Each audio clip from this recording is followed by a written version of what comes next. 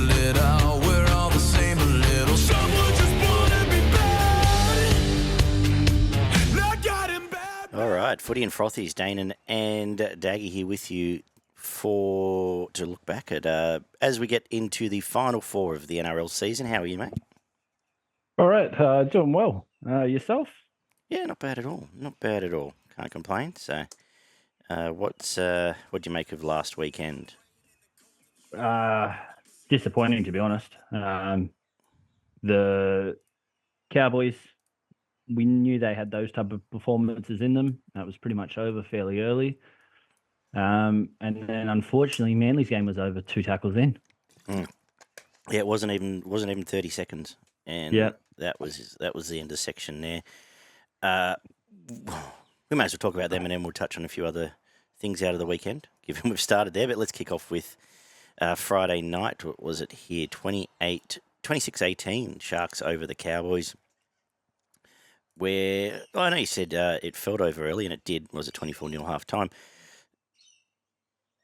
I still think if Nico doesn't get that penalty in the 65th minute, Cowboys almost win this game.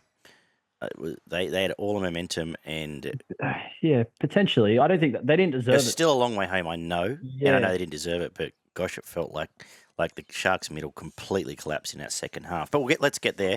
Initial impressions, first half, and what went right for the Sharks. I think you are right. It kind of felt like it, but is that because they'd lost the last 7 finals in a row, so you just expected them to blow this one as well? I thought it because they a little bit, and they'd lost to games like this along the way. But that middle, apart from Royce Hunt, their middle was diabolical in the second half. Yeah, I was very happy watching Royce Hunt as a Tigers fan for next year. But it was almost he dragged them kicking and screaming out of some trouble there. Yeah, definitely. It was almost we witnessed the Sharks this season in that game. Yeah. How good they can be in one half, and what we wanted them to do to Melbourne the week prior in terms of come out, start physical, start fast. And then we saw the Sharks that played, that period after Origin in the second half where it's just like, where have they gone? They've not come out of the sheds. And part of it might have been because they were 24-0 up. They're already starting to think about the next week.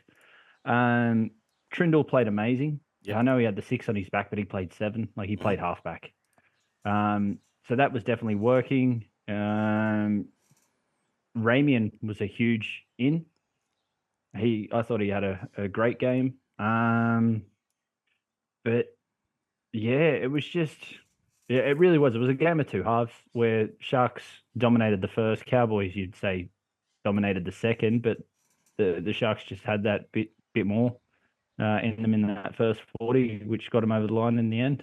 Yeah, I think the big talking point out of the game, and I don't think it's been fair by any means, and I noticed Fox Sports posted 4 articles about Nico on Monday in a day, and I think most of them had no name put to it either, so I always think it's a bit gutless. You're going to, at least if we come here with an opinion, we put our heads to it as well.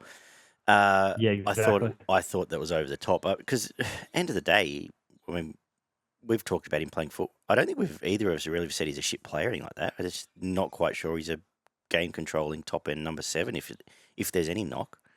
And they set up the game perfectly for him. Trindle took the lead, and Trindle had almost the game of his life to date, and more power to him. And if a guy's on a heater as well, you're allowed to take the back seat. Yeah, 100%. All the best halfbacks do it. Mm-hmm. They, if their 5'8s are playing a game of their life, they do. They take the back seat and let them go. So yeah, whether it was the plan to go in like that or it just happened to work like that, either way, it was good. They actually felt like they had some type of control. Yeah, and it wasn't messy. Yeah. And that's a positive moving forward because they're going to need that this weekend. I think the biggest issue is, as you said, the forwards. They just didn't come out in the second half. No. And, well, all I thought that watching that second half, and, well, just quick on the first, it just happened, everything came off. A lot of times Sharks have games where they'll do the same plays and someone will drop the ball or do something stupid. Everything seemed to just come off perfectly. The penalty try, I understand it. I think we see that given as a sin bin more often than not. So that was, but I didn't lose I'm any glad it sleep was over given a penalty try. Yeah. I know you can always people that are going on saying like you need to be 100% sure they're going to score a try. How many times have we seen something that looks 100% and then you do a video, like the video ref looks at it and they've somehow knocked it on? Yeah. You can never 100% be sure someone's going to put the ball down because we've always seen small knock-ons in grounding. Yeah. Exactly. So at what point, he was, you'd say he was better than 90% chance to get to the ball first. And when it's in the in goal, he just needs to put a hand on it when it's on the ground. Yeah. He doesn't need to pick up, regather, then place it, worry about someone coming across. He just had to dive on the ball. Yeah. Because the ball was in the in goal. No, that's fair. That's fair. Some lovely sleight of hand. That might be the old ref in me coming out, but that's how I viewed it. No, that's fair enough. I guess at the end of the day, it's only consistency we asked for more than anything else. And like I said, I didn't have a problem with it. I understood it. We've seen differently from different people over the year. You mentioned Ramian. I thought he was fantastic. And Iro, another performance like that almost guarantees. Almost guarantees Rookie of the Year. You'd have, I think so. I'm pretty sure I mentioned it last week when we were talking about him. It's not just the attack; it's the defense. Yeah. The Cowboys made that break down the left, and I'm pretty sure it was him that stopped it on the right when they spread the ball next tackle.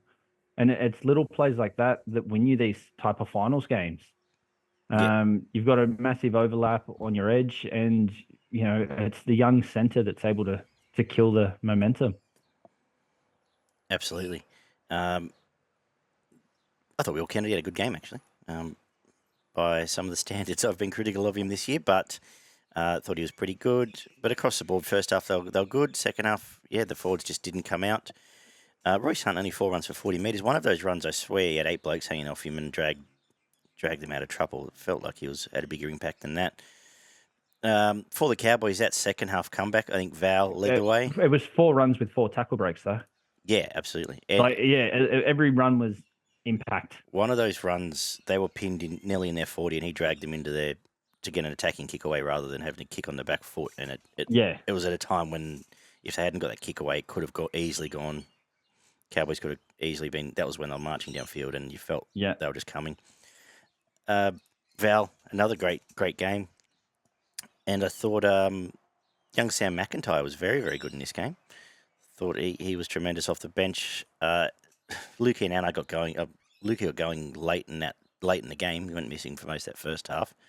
But I suppose he wasn't the only one. Yeah, unfortunately, they just and I think the Cowboys should be disappointed when you look at that roster. Oh, to absolutely. not be in the preliminary finals. You compare it to the Sharks. And if you were picking a best, 13, you probably would have it more Cowboys in that starting 13 than you would Sharks players. Yeah, I think so. Interestingly, who would you pick in at 6 and 7? Dearden. Dearden and Trindle? Are you basing off this performance? You'd probably say Dearden and Trindle. Yeah. But I thought Cotter was amazing, even giving away that penalty try. Yeah. But outside of that, I thought he had an amazing game, really stood up well. But they just, as I said, we saw both sides of the Sharks in that game. We saw both sides of the Cowboys as well. Efforts that we've seen this year where they can blow sides off the park, but also give up a number of points. 100%. It's as I said, I think they'll be disappointed with where they finish this season. Speaking of where they finished, has this been an overperformance from the Sharks, or do we just treat them perhaps not with the respect we should? They don't feel elite to me, but I don't know what it is. Maybe I've already got this. They had 2 or 3 guys play Origin. Yeah. Game 1, then had none for the rest of the series. I feel like they might be slightly overachieving when you look at their squad compared to other guys. In saying that, like they've got a couple of people that are in like position wise, especially in the backs, the wingers and centers are very good and would make would be pushing to make most other sides. But it's when you're comparing rosters, you would argue. Well, it's not even an argument. They've got the weakest roster of the 4 remaining. Yeah, and it's not too late to write them off yet. I mean, it can still win the comp as of right now. Even with Fanua Blake coming next year, it doesn't feel like they can finish any higher than 4th. You know what I mean? Like it's not like getting arguably the game's best props going to greatly change their squad. Like I feel like they've overachieved here and getting him obviously will help, and they'll be a better team for it. But I don't think it suddenly makes them a premiership team just yet. No, I don't believe so. Unless they spend a whole preseason with Nico at 6 and Trindle at 7, and all of a sudden there's a lot more control and all the rest of it. But yeah, and that's what I mean. It's a side that you look on paper, it's a top 8 side every day of the week, but is it a premiership winning side? It's not. Yeah. But then looking at that side, they do have a number of good players. So it'd be like, who could they get to come in to make it better? Top class fullback, James Tedesco. He'd help. But that's it. Outside. And probably, you can't even knock their back row. Back row is very good. McGuinness is very good.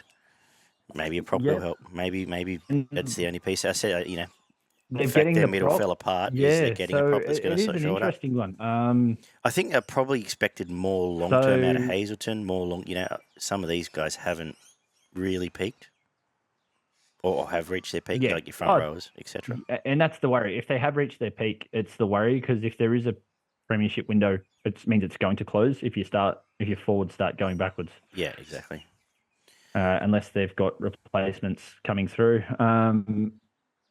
But there are some good names in the squad. But yeah, it's just on paper, I'd say that they've got the weakest 17 of the 4 remaining when everyone's fully fit. Oh, whenever it's fully fit, easily. But in a different world, if Nathan Cleary wasn't in that Penrith side, there would have been a time we would have said that about them. But they keep, jumping the bar and creating new players. Yeah, definitely. Any final words on this game? Not just this game, but both games. I don't like the fact that the referees have changed the way the game is reffed. Yeah, 100%. Compared to the rest of the season. Yeah. I like the way it was reffed. I want to say that. I like the fact that both games, the teams were able to make that they decided the game. And I think all games should be refereed to a similar nature. But the fact what we've had 28 weeks of something different, and then this. I agree. And I mentioned last week, it's the most frustrating thing of all is that they're almost directed to ref this way. And it happens for Origin. It'll happen when we get the test matches. And yet, for the other 26 weeks of the comp, we get treated like imbeciles, or the players get treated like imbeciles. Yeah, those 2 games were the closest this season to last year's grand final in terms of the whistle being put away and actually letting the players decide it. I wonder if I was thinking about this morning. Actually, I wonder if the directive is more based off. Remember the COVID year where the 6 again first came in and the shit teams just getting blasted. I wonder how much of that is if we put the whistle away, teams will be winning by 60 again. Maybe. That's the only thing I can come up with. Because what other reason would you have for, especially in games that have the most, like it's not even about, we don't want this look in the game or that look in the game, because these are the games with the biggest eyeballs. The biggest eyeballs on the game were your Origin, or the most viewers. I think, and they ref it one way. It might be funny sounding, but if the ref puts the whistle away, there's less pressure on the referee. 100%. Because there's no risk of you made this call there, but you didn't make this call there. Because at the end of the day, what we're mainly talking about is the 6 agains. Because there was still a couple of offside penalties. And those piggyback penalties where you never even know, they give a penalty for a flop. And that's what's being something. put away. Like, if a guy's 2 meters offside, he's 2 meters offside. Yeah. If someone strips the ball, he strips the ball. Like, they're your non-argues. Yeah. But it's those ridiculous 6 agains in the middle of the ruck that just got put away. And and the games just felt better. They flowed better. Yes, there was more fatigue, could more see fatigue that involved. More, both sides, yeah, the fatigue. That's it. Like that, that's. I feel like that's the way the game should be refed. They weren't looking for the penalty. They just if it was a penalty, it was a penalty. But I'm not looking for it. yeah. If someone gets hit in the head, fair enough. If someone comes in and if it's a 2-man rake or whatever, fair Yep. enough. But that's all it should be. That's it. Not coming with some preconceived ideas about certain players So or certain. what's going to give this all the shits is if they go back and change it now. They will. We know we'll have the same discussion this time next year. Like it shouldn't be that hard. And that was why it'll be round one. It'll be But this- round one 100%. next year. But this is why everyone raved about. It'll be in the trials next year. They'll change something up and they'll try something in the trials and try and bring it in round one, round two. The reason everyone raved about Adam G last year is because he did exactly that. Yeah, exactly. A ref shouldn't be noticed. If you're, I know we're talking positive here, but you don't want. That's the only time you want to be talking about the referees. Exactly. If you can talk positively about the referees, it means you pretty much didn't notice them in the game. And that's really, it. the only thing I For saw tw- over the weekend For was the 27 Klein rounds, penalty try, which, like we said, we're both okay with. which I agreed with. Yeah. Yeah. For 27 rounds, we've pointed out in multiple games over every weekend refereeing issues. If we can get back to a world where they just stay out of the way and don't mention it, well, then there's not going to be criticism. It's pretty simple. That's it. What was the crowd there? It was something like 20. They got about 20 to that crowd. I'm trying to find it now. There was 40,000 to the game on the Saturday. Interesting, NRL.com has taken the crowd down on this, but I believe it was around 20. Might have been even lower. It wasn't a lot. It was 4818. And what 5,000 of them at least were from North Queensland. Yeah. So it's, to be fair to Sharks fans, that's a pretty piss poor effort. Exactly right. And then, those that whinge about having to travel from the Shire into town. Well, this week, I think it was 37 Ks. This week, Penrith fans have to travel 37 Ks into Homebush. So what's the difference? Exactly. I will say there were train issues I did see across socials. There was some train issues, but yeah. it is very interesting, and I'm refreshing and clicking that the crowd is clearly stamped on the Roosters final, and it's hidden on the Sharks Cowboys game. So some good old PVL media stuff going on there. 40-16 is the Saturday game, though. Stay dry, but as we said, this game 19,124. Okay, where'd you find that? Google. Yeah, okay. I'm sure I could have found it. Ozstadiums.com. If I'd looked hard, I could have found it, but it was just Yep. very interesting stuff there. 40-16, the final result here. Much more physical Roosters than we've seen for a lot of the year. They really aimed up, but when you take out Jake for a long way, I don't know how he was allowed back on the field actually, and lost a gun outside back. It's a long way back for the rest of the game. I think Jake was only allowed back on the field because Kohler was already gone the tackle prior. Yeah. So, at the end of the day, we're not doctors. Want to put that out there. But the independent doctor, I think, stuffed up massively there due to the game. Yeah. Because from the footage, that's Cat 1 all season. Yes. And it's the most frustrating. Again, all we asked for is consistency. And I know it would have ruined the game, but it was already over. And that's it. It's like, it's like... But you can't preach people's safety and then not... No. Don't even wait till we get to Kalen Pong. That's a different story. But, yeah. Anyway, what happened. What do you make of the game? Well, I said as soon as Tommy was 90% fit, I thought Manly had a chance. Mm-hmm. I don't think he was 70% fit. No. And now he's since come out saying that he's available for Australia. I don't know if that's come out just because of the Ponga incident. If I'm Manly, I'm putting him under the knife already. It's Tuesday. 100%. The swelling should be down. Mate, for your best player on your biggest money or your second biggest money, I'm having I'm talking. You're talking doctors making decisions. If I'm the Manly surgeon, Tom's already under the knife. I heard Shane, and obviously there's not going to be too troubled by it this year, the Tigers, but I've heard Shane Richardson on their podcast talk about, end of the day, the clubs pay the bills, and he came into a club where they had, I think, 6 blokes miss pre-season because of international injuries, including Bateman, including, at the time, Papali'i, and there's a couple others. And he basically said if they're not if they're not going to be anywhere near ready to have a proper recovery, then the ones that pay the bills get the first dibs, and it wouldn't be happening. So, look, we'll just quickly touch on the Ponga thing. I thought it was fair enough what Newcastle did. I thought it was fair enough what Ponga did. This bloke's nearly been all but retired from head injuries. Missed a big chunk of the season through injuries, and basically just wants to get his body right. What's wrong with that? All right, we're back. We found Danaan eventually, so apologies for his graphics there, but we will soldier on. This is why we go to the pub. There'll be a lesson to not everyone. wrong.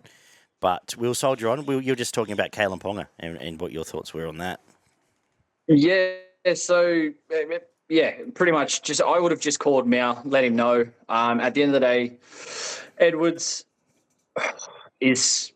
It seems like 50-50. He needs surgery at the end of the season. Tom has since said he's right to play, but if I'm Manly, I'm putting him under the knife already. And the only other one's Teddy. So if they're looking for an eye for the future, it's Ponga's kind of like the only person left. Yeah, I think Mal's already. I believe I saw this, and this might have been via a Facebook page. But I believe Mal's basically said Teddy's the fullback. Yeah, and if all he's going to do is be a part of the squad and that, like, I don't see a reason, of not, getting the time off, getting the body prepared, so on and so forth. But when did you read that though? Was that since this has come out? Yeah, I think it was a reaction to the Ponga thing. Yeah, but I don't know. I couldn't tell you what came first. I don't, to be honest. And that's what I mean. Like a phone call might have been at this stage. If Edwards is fit, he'll be the one. But if he's not, you're it. Yeah. Look, and then maybe, to be honest, then Ponga and the other part is Ponga doesn't. Then also, none of this has to come out in the media. That's right. And that's the other part of that phone call. The other dumb thing is that you could easily have just said, if you're Newcastle, just come out and say, "Oh, he's got a calf strain. We're just going to rest him for 4 weeks." Yeah. And then all of this goes away. But I just thought all the bullshit around journalists saying he should be banned and this and that. Like, fuck off. They have better like, when was the last time any of those news limited blokes ever wrote a positive story? It's starting to grind me these days. Yeah, I don't understand the ban and I don't get the fine either. Like, fine because of what? Who got fined? No, well, they're talking a ban or a fine towards Ponga. Fuck off. Like I said... What is it? A 10 grand fine for not playing for Australia? Newcastle will be like, yeah, here you go, mate. There's 10 grand. Exactly. Or you just say, but like I said, all you do is say is we're just following concussion protocols. That's it. But again, I think it's a simple phone call to Mal and this doesn't even come out. Exactly. I think so as well. But it wouldn't have surprised me if Teddy had been named regardless, because he was the Australian captain and Mal's fairly loyal. I know Edwards finished up in New South Wales team, but Teddy had a very good game one. He was phenomenal in this game, which we should get back to. So I wouldn't have been surprised if Tedesco was named at fullback anyway. If they weren't hammered in the last game, I would slightly think the same. But the fact that they got done, I think, is the perfect chance to bring in new blood. Yeah, whatever new blood's left. So yeah. We will get to... Well, I think Cleary's available, is he? I'm sure there won't be any... If Cleary decides to rest after the grand final, do you reckon they're going to carry on? Well, that's... Again, if Cleary isn't available, he's probably going in for post-season surgery. So it's not going to happen?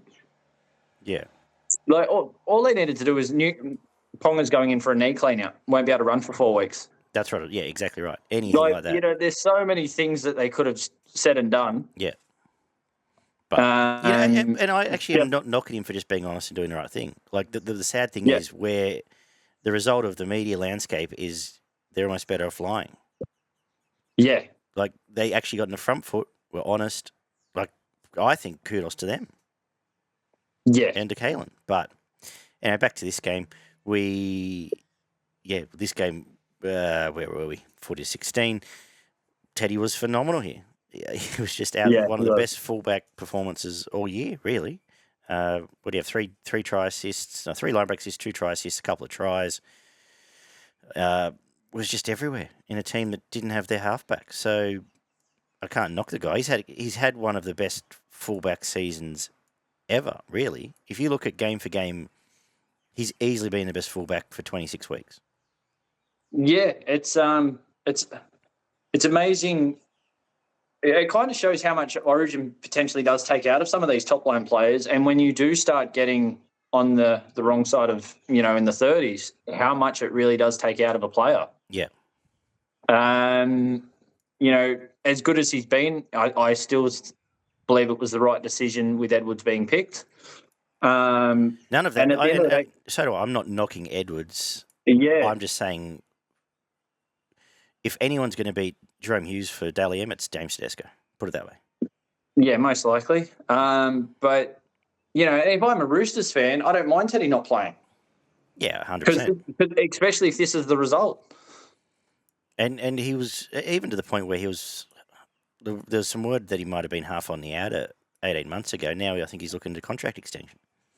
Yeah. Because I think they've realised, well, hang on, if he's going to play like this, we can get another 3 years out of him.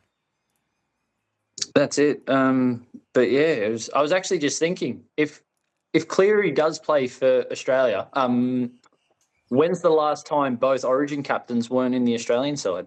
Because I wouldn't have Jake in mine. They'll pick Jake somehow. That's true. So you have the two Origin captains come from the same club that didn't make it past the second week of the finals, and neither will play for Australia. Yeah. Pretty incredible. Yeah, I wouldn't have Jake in mine. He's not in the. He's not in the starting. I wouldn't side. either. But as I said, Mal's a pretty loyal bloke. I think DCE is available, but apparently Mitch Moses has been told he's in the squad. And that's the thing. How big's this squad? How many games do they play? I think it's 3 or 4. 1 against each in the final. You know, They could play 27 blokes. You know what I mean? And that's what I mean. It'll be probably very similar to the group stages when it's a World Cup, and everyone will get one run. But he will say, "This is my 17," and you've probably got one game to show me why you should be in it. Yeah, I believe Connor Watson's name's also been mentioned. The ones I've seen, I said Tedesco, Moses, Connor Watson. I assume obviously Cleary will be there.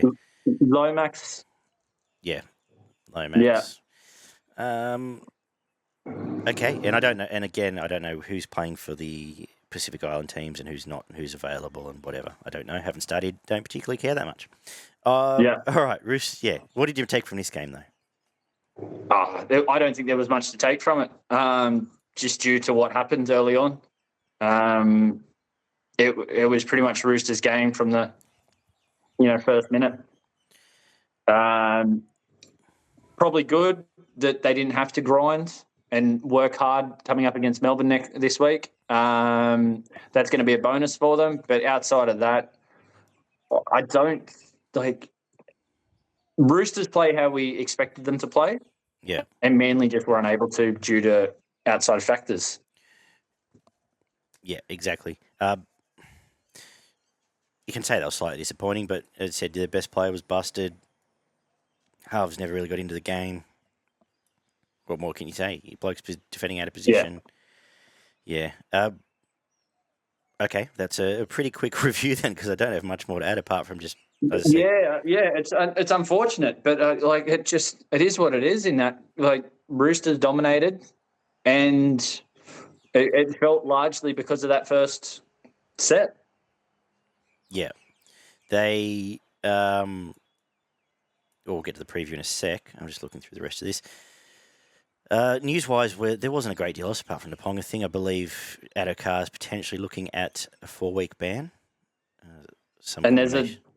swap deal with Ravalawa apparently being tabled by the Dragons. Yeah, I believe it's already been rejected. So Okay.